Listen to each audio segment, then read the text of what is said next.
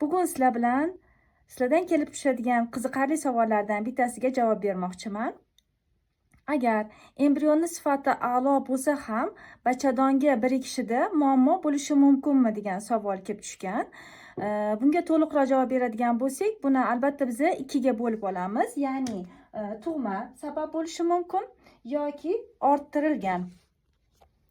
Orttirilganga asosan biz bachadon ichida devorida polip ko'rsak, biz bu homilani birikishiga to'sqinlik qilyapti deb aytishimiz mumkin.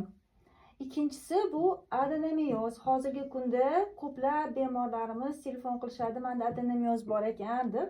Adenomiozda ham homila birikishiga qiynalishi mumkin. Sababi bu yerda bachadon mushak qavatida hosil bo'lgan o'choqlar o'zidan estradiol gormonini ishlab chiqaradi va bachadonni noto'g'ri qisqarishiga sababchi bo'ladi.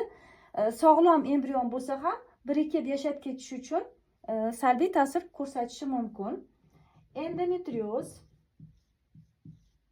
Endometriozda ham biz bilamiz, ham gormonal holat buzilishi, ya'ni progesteron va estradiol muvozanati buzilib, normada homila birikib ketishi uchun progesteronni yetarli darajada bo'lishi kerak. Bu yerda shu muvozanat buzilganligi uchun bu ham orttirilgan sabablarga kirishi mumkin.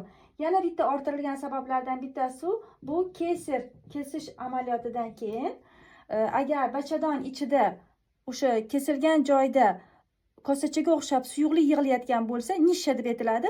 Bu ham homilani birikishiga salbiy ta'sir ko'rsatishi mumkin. Endi tug'ma sabablarga keladigan bo'lsak, bachadon ichida to'siq bo'lishi. To'siq. Bu qisman bo'lishi mumkin, to'liq bo'lishi mumkin. Bu holatda ham bola birika olmaydi. Sababi ana o'sha to'siqda mushak qavatlar yaxshi emas. Rivojlanib kelayotgan sog'lom embrion borib u yerda ildiz otishi uchun bu yerda yetarli darajada qon tomirlar bo'lmaganligi hisobidan bu ham homilani tushib qolishiga sababchi bo'lishi mumkin. Aytgandek, mana bu yerda yana ham miomani ham qo'shib o'tishimiz kerak. Miomada agar bachadon ichki qavatiga, ya'ni endometriy qavatiga qarab o'sgan mioma bo'lsa ham bu embrionni birikib yashab ketishi uchun, ya'ni qon tomirlari bilan o'sha yerga jipslanib yashab ketishi uchun to'sqinlik qilishi mumkin. Va orttirilganga qo'shimcha ravishda bachadon naylarida suv bo'lsa, buni biz tibbiyotda gidrosalpings deb aytamiz.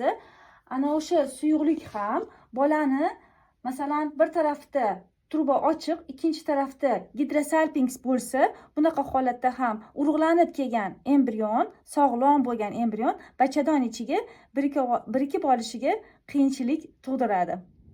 Ko'rib turganingizdek, bu yerda tug'madan ko'ra orttirilgan sabablar eng ko'pini tashkil qiladi va bularni albatta reproduktolog bilan birgalikda olib borib, agar sizda masalan eko muolajasidan keyin muzlatilgan embrionlaringiz bo'lsa, bularni yechimini hal qilgandan keyingina embrioningizni qo'yish tavsiya qilinadi.